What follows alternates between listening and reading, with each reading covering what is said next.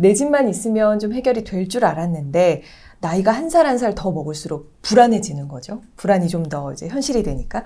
이렇게 정말 내 집 하나만 믿고 있어도 노후에 괜찮은 걸까요?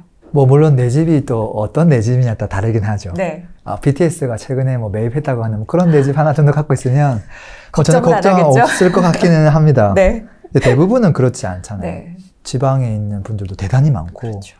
또 뭐 저희 부모님도 마찬가지고 나이가 이제 뭐 70 넘어가서 뭐 아파트 하나 거주하고 있는데 그 집 가격 보면 뭐 2억, 3억밖에 네. 안 하는 경우도 대단히 많고 과연 그 상태가 이제 노후 준비가 다 됐냐라고 봤을 때는 네.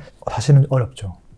그 집을 팔고 나면 또 어딘가 살아야 되는데 살 데도 없잖아요. 그렇죠. 그 노후 준비에 있어서 우리가 이제 좋은 방향과 좋지 않은 방향들이 있을 텐데 네. 사람들은 그게 좋으냐 안 좋으냐를 판단하고 가지 않아요. 그냥 본인의 의지대로 가는데 네. 그 의지가 어디로 가냐면 네. 보통 나이를 먹을수록 산으로 가려고 해요. 그리고 이제 아이들이 있는 가정은 네. 또 뛰어놀고 싶고 그렇죠. 그럴 수 있는 환경을 만들어줘야 된다고 생각하거든요. 그래서 실제 저를 찾아오는 분들 중에 멀쩡하게 분당에 거주하다가 집이 좀 작았단 말이에요. 좀 애들 있고 하니까 좀 작은 거죠. 방 하나씩 다 주고 싶고. 네. 그래서 그 집을 정리해서 좀 용인에 이제 과거에 그때 용인에 한참 분양 많이 했을 때 그때 용인에 이사를 갔던 분이 있어요. 네. 그때 그 분양 가격은 그 분당 아파트 가격 차이가 별로 없었어요. 근데 지금 시세는 어떻게 되냐면 더블 스코어가 나 있죠. 그 다음에 거기서 조금 더 안 좋은 케이스는 뭐냐면 용인에 거주하고 있다가 미금이나 약간 그 용인과 분당 사이쯤 딱 거주하고 있다가 또 아이들도 생각해가지고 용인 저 외곽에 타운하우스로 이사간 케이스. 네. 한 몇 년 동안 좋았대요. 네. 근데 집값이 또 안 올라가는 걸 보고 네. 지금이라도 다르게 해야지라고 집을 내놨는데 아무도 안 보러 오는 거죠. 여유 자금이 조금 있다 보니까 이거 가지고 그냥 월세라도 좀 받아볼까? 그런 생각으로 그냥 아무 생각 없이 이거저거 샀는데 결과가 정말 안 좋았던 케이스. 뭐 그 케이스는 정말 많지만 네. 그냥 무턱대고 준비가 안 된 상태에서 선택했을 때 근데 그랬을 때 그분들이 과연 준비가 됐냐라고 보면 대부분 다 준비가 안 돼 있는 네. 상태죠. 그래서 어떻게 하면 그분들이 노후 준비할 때 도움을 줄 수 있는지 뭐 그런 이야기들 저희가 조금 해드리면 좋지 않을까 싶긴 해요. 그렇죠. 아무래도 보통 노후를 떠올리면 예전부터 좀 믿는 구석이 국민연금이었단 말이죠. 네. 그런데 지금 20, 30대들은 뭐 거의 기대를 안 하고 있는 수준일 정도로 앞으로 이제 2055년에 국민연금이 고갈될 거다라는 뉴스 기사도 나왔고요. 이 국민연금을 못 받을 돈이라고 생각하시는 분들이 굉장히 많이 계십니다. 현실적으로 이제 20대 또 30대 분들이 연금을 또 기대하면서 노후를 생각할 수 있을까요? 최근에 이제 연금 저축까지는 아니지만 네. 그냥 우리 이제 연말 정산 혜택 좀 더 받으려고 또 연금 저축 가입하는 분들 있거든요. 있죠. 네. 왜냐면 뭐 400만 원에서 또 몇 프로 한도 내서 또 공제받을 수 있는 금액도 있고 그렇게 해가지고 연금 저축을 가입을 했는데 6년이 지났는데 수익률이 마이너스 3%더라. 뭐 이런 사람들도 대단히 많아요. 네. 그리고 또 시간이 지났을 때 과연 우리가 생각하는 수준의 금액을 받을 수 있을 것인가. 그 금액과 그 물가가 감안됐을 때 네. 우리가 필요로 하는 금액이 있을 텐데 그게 수익 만족이 안 될 가능성이 매우 높죠. 그렇죠. 우리가 통제할 수 있는 부분들이 아니잖아요. 네. 그래서 이거 하나 믿어가지고는 큰일 난다. 저는 그런 생각을 하죠. 네. 내가 직접 통제할 수 있는 것들만 믿고 준비해 나가야 된다. 그런 생각을 갖고 있죠. 이게 당연히 뭐 저희 부모님 세대나 네. 그런 분들은 그래도 어느 정도 조금 만족되는 금액들을 그렇죠. 받기도 하지만 네. 지금 이제 뭐 30대 이런 네. 분들은 그때 어떻게 될지 아무도 모르잖아요. 그럼요. 지금도 그거에 대한 문제 제기가 계속 되고 있죠. 그래서 저희가 사실은 많이 얘기하는 게 부동산은 멀리 바라볼수록 우리가 노후를 또 대비할수록 무조건 필수적으로 또 해야 되는 노후 대비다라고 얘기를 하잖아요. 그런 부분에서 또 궁금한 게요. 사실 출산율이 네. 많이 떨어졌잖아요. 네. 뭐 어떻게 보면 국민연금도 마찬가지 얘기긴 하지만 0.78 수준이라고 뭐 OECD 국가 가운데는 거의 뭐 최하위권이잖아요. 인구가 감소하면 또 좀 장기적으로 봤을 때는 부동산 가격도 좀 떨어지지 않을까라는 막연한 또 추측이 된단 말이죠. 네. 그럼에도 불구하고 우리가 이제 부동산 투자를 노후 대비로 꼭 생각해야 되는 좀 이유, 관점을 한번 램고님께서 얘기해 주시면 좋을 것 같아요. 물론 이제 우리가 인구가 매년 10분의 1로 줄어들면 다 사라지겠죠. 네. 지금 사실은 출산율만 놓고 봤을 때 심각한 수준이긴 해요. 네, 맞아요. 맞잖아요. 네. 그 통계치가 지금 계속 나오고 있고. 다만 이제 우리가 그거를 그렇다고 해서 부동산이 소멸할 거다. 라고 과연 생각할 수 있느냐. 2020년이 되면 지구가 멸망할 거냐. 뭐 그런 것처럼. 네. 근데 지금 이제 자산가들이 가장 많이 갖고 있는 것이 사실은 부동산이거든요. 그렇죠. 왜 부동산을 해와라 물어보면 자기가 이미 좋아하는 일을 통해서 돈을 많이 벌어요. 근데 그 일이라고 하는 게 잘 될 때도 있고 안 될 때도 있잖아요. 맞아요. 리스크 해칭을 하고 싶어서 그 번 돈을 어딘가 묻어놔야 되는데 가장 안전하다고 생각하는 게 부동산인 거예요. 그 비중이 주식보다 압도적으로 많거든요. 네. 어쨌든 얘를 남겨놨을 때 지금 뭔가 현금 흐름도 나올 수 있고 시계 차이도 바라볼 수 있다는 건데 예를 들어서 제가 예전에 어릴 때는 부모님이랑 방 한 칸에서 5명이 지냈거든요. 화장실 저 멀리 밖에 있고 네. 지금은 화장실이 한 개 있으면 만족하나요? 못하죠. 부부 화장실 따로 있고 가정 아이들 둘이서도 싸워요. 맞아요. 이야 뭐 언니끼리 막 싸운단 네. 말이에요. 화장실만 그럴까요 과연? 우리 요즘 뭐 캠핑하고 싶고 뭐 하고 싶고 하고 싶어 하죠. 그럼 캠핑 장비는 어디다 둬야 돼요? 따로 보관할 곳이 필요하죠. 없죠. 네. 지금 미국에서 상가들 중에 가장 많은 개수를 차지하고 있는 게 그 창고 임대예요. 우리나라는 지금 이제 조금 붐이 일어난 게 얼마 안 됐는데 네. 미국 같은 경우는 공간 임대하는 것들 중에서 창고 임대해주는 녀석들이 개수가 제일 많거든요. 그만큼 많은 사람들이 여유가 있고 더 뭔가를 즐기고 싶고 공간을 더 필요로 한다는 거예요. 그리고 요즘에 이런 거 있어요. 그 취미생활 중에 네. 골프가 아니라 테니스를 그래 많이 친다 하더라고요. 맞아요. 요즘 많이 늘었어요. 근데 테니스를 어디 가서 쳐요? 학교 초등학교 운동장 빌려서 쓰나요? 아니죠. 아니죠. 중심부, 도심에 있는 상업지구에 있는 그 상가 건물을 다 이제 인테리어 해가지고 네, 테니스 실내 테니스장에서 친단 말이에요. 네. 그 공간은 다 어디서 나오냐는 거예요. 사람 수는 줄고 있는데 왜 이렇게 사람들의 니즈가 많아져서 필요로 하는 공간들은 왜 이렇게 많을까? 예전에는 그냥 커피숍 가도 조그만 공간 가서 2시간 동안 데이트하고 놀았어요. 네. 요즘은 뷰 나오고 뭐 이렇게 잔디 있고 그 정도 규모 안 되면 가려고 안 하더라고요. 맞아요. 그만큼 부동산 수요가 더 필요하다는 거잖아요. 그것도 생각을 해야 되는 거죠. 그래서 결국은 사람들이 필요로 하는 수요와 그것들을 제공할 수 있는 공급, 그 비율에 의해서 가격은 변동될 수 있는 여지가 더 크다라는 거죠. 물론 인구가 감소하면 마이너스 요인이긴 해요. 네. 그렇지만 다른 요인들도 중요하다라는 거죠. 이 말씀 들으니까 정말 예전에는 1000명이면 니즈가 예를 들면 100개의 니즈 정도로 충분했다면 지금은 1000명이면 5000개의 니즈가 발생할 수도 있는 거고 그렇죠? 그런 거죠. 네, 여러 가지 사람들의 어떤 수요나 니즈를 만족시켜줄 공간이 필요하기 때문에 부동산의 가치 전망에 대해서는 그렇게 비관적으로 절대 그렇게 단순하게 볼 수만은 없다. 잠만 자는 공간으로 우리가 평가할 수 없다는 소리예요. 그렇죠. 이렇게 부동산 가치에 대해서 그렇기 때문에 많은 분들께서 내 노후의 대비를 정말 부동산으로 제대로 해봐야겠다라는 생각을 많이 하실 것 같고 아무래도 노후 대비해서 우리가 절대로 하지 말아야 될 네. 피해야 될 실수만 안 해도 사실상 우리가 노후 대비가 조금 더 안정적일 수도 있잖아요. 네. 그래서 랭구님께서 보시기에 요것만큼은 조금 피했으면 좋겠다라는 그런 것들 얘기해 일반인들이 주십시오. 생각하는 것들 정반대로 하면 보통 돼요. 근데 일반인들이 선택하는 선택지는 뭐냐면 일단 작은 거, 가벼운 거, 네. 만만한 거 그거부터 시작을 하죠. 그 대표적인 종목이 오피스텔이거든요.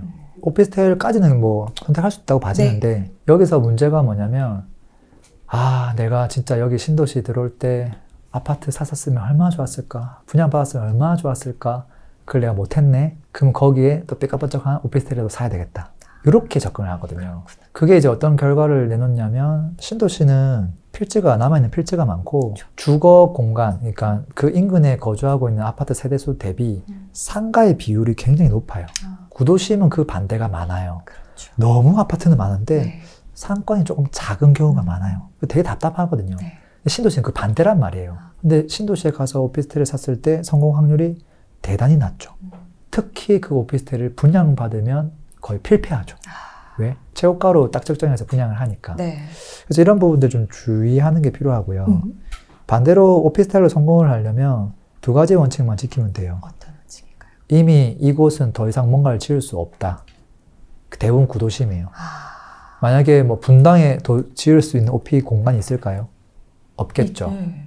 분당은 없어요. 더 이상 없을 것 같은. 그런 곳이 안전하다는 거예요. 서울 뭐 구도심도 마찬가지고요. 네. 그곳을 선택하면 최소한 그렇게 큰 실패는 안 할 것 같아요. 그 다음에 한 가지를 더 선택하라고 한다면 그 오피스텔에 사는 사람들의 그 수요죠. 근데 이제 요즘에 젊은 분들이 뭐 결혼도 안 하고 하긴 하지만 네. 또 결혼을 해도 애를 또 적게 놓기도 하지만 원룸 오피와 방이 하나가 더 있는 오피는 또 차원이 다르거든요. 원룸 오피 한 7평짜리에서 우리 부부 생활을 하긴 어렵잖아요. 그럼요. 현실적으로. 네. 근데 방이 하나 더 있으면 한 11평 되는데 방이 있다? 그러면 신혼부부 신혼도, 생활을 할 가능성도 열려요. 네. 거기에 따라 그 수요의 크기가 배로 늘어나거든요. 그래서 그런 부분들도 좀 체크하면 좋겠고 그런 분들은 제일 중요시하는 게 회사하고 출퇴근 거리죠. 그렇죠. 그래서 일자리, 교통이 정말 좋은 곳들 그 정도만 체크하시면 큰 실패는 하지 않지 않을까 하는 생각하고요. 네. 그 다음에 또 많은 실수를 하는 게 오피가 아니라 그 다음으로 만만한 것들. 아, 월세를 좀 조금 더 많이 받고 싶은 거예요. 네. 더 많이 받으려고 봤더니 아파트는 현실적으로 어렵고요. 네. 다가구 주택 이런 걸 많이 해요. 다가구 주택, 상가 주택. 네. 왠지 그걸 사면 건물주가 된 것 같은 느낌이 들거든요. 그렇죠. 느낌 자체가 상가주택이니까, 다르잖아요. 예. 근데 이걸 또 멀쩡한 걸 사면 되는데 신도시 가서 사는 경우가 많아요. 그리고 그게 돈이 부족한 분들은 상가를 사죠.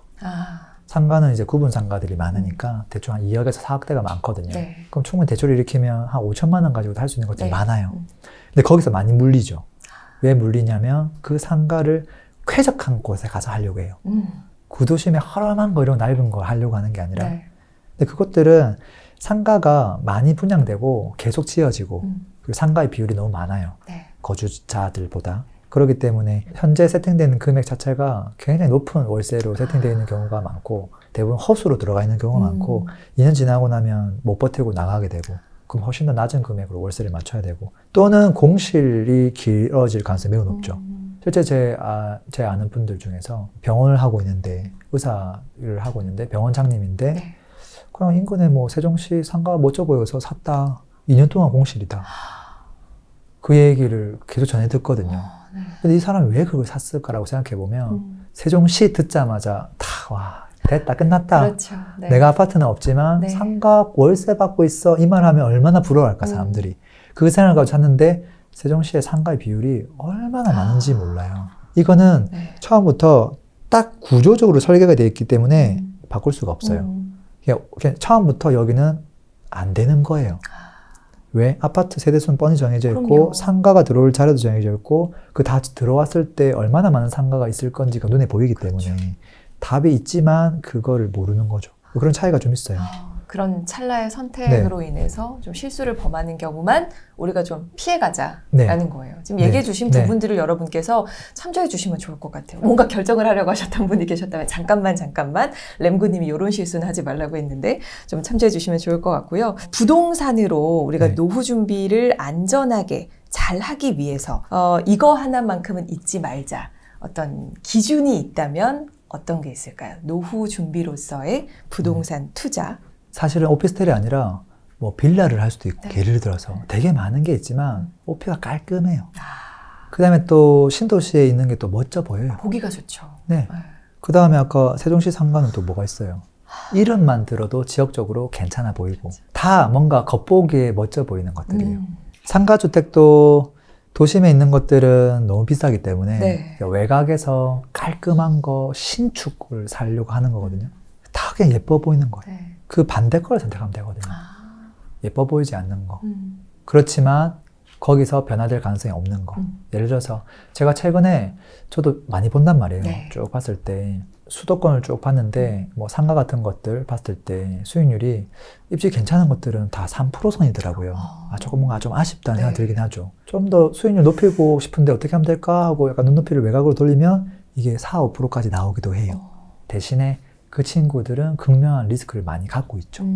그래서 둘 중에 어떤 걸 하는 게 좋냐라고 봤을 때는 전자가 무조건 좋거든요. 네. 그리고 또 한 가지 놓치는 부분이 뭐냐면 월세가 올라가야 매매가 올라가는 거예요. 네. 그러니까 아파트를 선택하는 기준은 뭐가 돼야 되냐면 전세를 볼 게 아니라 네. 미래 가치가 있는 걸 사야 되죠. 맞잖아요. 네. 수익형 부동산을 살 때는 월세가 오를 수 있는 걸 사야 돼요. 근데 그 반대 거를 예뻐 보이는 걸 사거든요. 네. 월세가 어떤 게 더 오를 거라고 생각하면 도심 내에 있는 게 월세가 훨씬 더 빨리 정확하게 올라요. 그래서 걔를 선택하는 게 지금은 수익률이 3% 낮아 보이지만 네. 매가가 오르고 월세가 오르면서 또 3%, 또 3%, 또 3%, 또 3% 해서 나는 확정적으로 안정적으로 공실 없이 3%를 받으면서 시세 차익까지 같이 가져갈 수 있어요. 그러네요. 근데 저쪽은 어떻게 되냐면 월세가 안 오르고 심지어 내려가요. 허수로 들어가 있거든요. 그럼 내려가서 매매가 떨어졌는데 옛날에 샀던 가격 팔면 아무도 안 사고 또 시간 지나면 안 올라 네. 월세가. 네. 그래서 횡보 이런 경우죠. 그 논리를 좀 잘 생각하시면 어떨까 싶어요.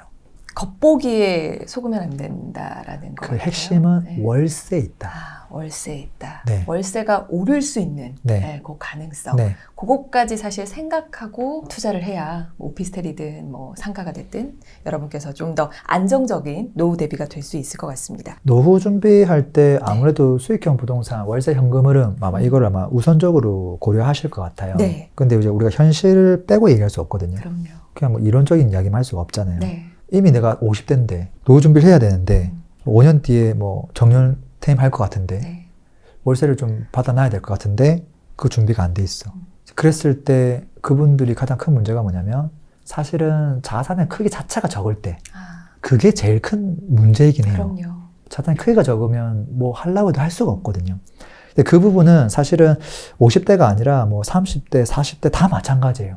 결국은 노후 준비가 마지막에 최종적으로 이루어진 모습이 안정적인 현금 흐름이라고 생각을 한다면 제일 좋은 케이스는 그냥 은행에 예금해놓고 이자만 받았는데 또 그게 꽤 큰 금액이 나오면 된 거잖아요. 된 거죠. 제가 이런 거 해본 적 있어요. 아, 수강생들한테. 네. 여러분 노후 준비로 얼마 정도 금액이면 적정하시겠어요? 네. 이렇게 물었을 때 네. 뭐 1번 100에서 200, 아하. 뭐 2번 300에서 500 네. 뭐 이렇게 해봤단 말이에요. 네. 가장 많은 비율이 어디에 들어가 있냐면 300에서 500. 그 다음 비율이 많은 게 500에서 1000. 그 다음에 뭐 100, 200은 좀 작아요. 네. 이걸 제가 봤을 때 좀 놀라운 게 뭐냐면 꿈이 크지가 않네. 아, 생각보다. 300, 500이라는 금액이 그렇게 큰 금액은 아니에요. 그렇죠. 근데 딱 그 정도를 원해요. 딱 그 정도를 원하고 큰 금액이 아닌데 왜 그걸 달성하려고 지금부터 노력을 안 하지? 충분히 달성할 수 있는.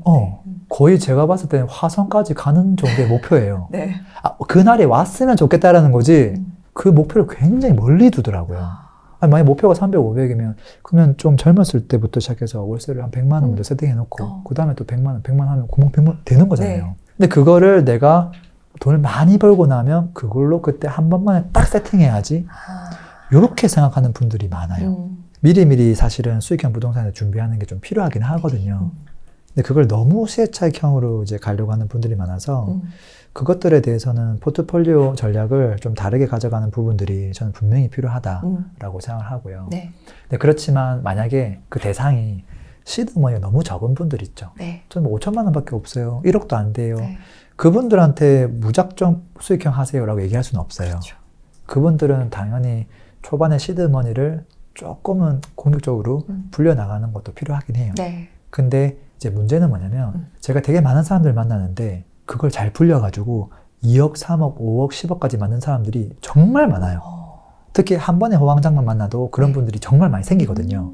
그러면 그분들은 사실은 이제는 수익형으로 비중을 충분히 늘릴 수 있음에도 불구하고 네. 그걸 안 해요. 안 해요. 내가 이렇게 빨리 불렸으니까 이걸 더 열심히 해서 더 빨리 불려야지. 그러다가 어떻게 돼요? 하락장이 한번 오죠. 네. 근데 내가 감당할 수 없는 수준으로 막 한단 말이에요.